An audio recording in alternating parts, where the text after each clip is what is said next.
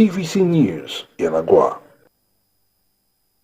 Let's take you back to the National Assembly, where the Senate moments ago approved President Bola Tinubu's appointment of 20 special advisors.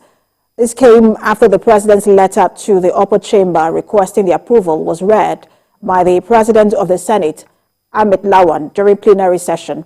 Now let's bring in our National Assembly correspondent, Tijesu Adeoye, for more on this. Tijesu, give us more details about this particular development. Yes, Precious. The Senate President at the start of plenary, which is usually the norm, to begin with reading letters from Mr. President. So one of those letters was one asking them to approve appointment of special advisors for the president. Under normal circumstances, this is supposed to pass through some critical processes before it gets approved.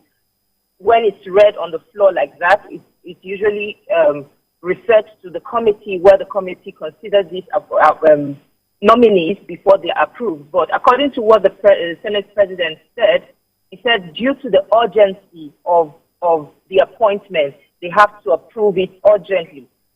He didn't communicate for what reason, but of course we know that the president has made some appointments recently. So, but this one, he said this one has to be urgent, and no name was actually contained in that letter. But from what the only information that the Senate President was able to give was that it's a matter of urgency and they need to approve it, and so they suspended some of their standing orders to be able to consider and approve it urgently. Normally, this is not done. It actually passes through processes.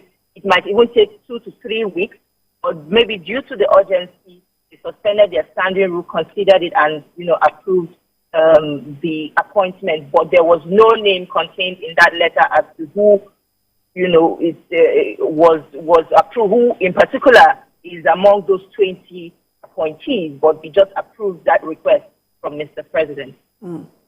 Thank you so much for that update. National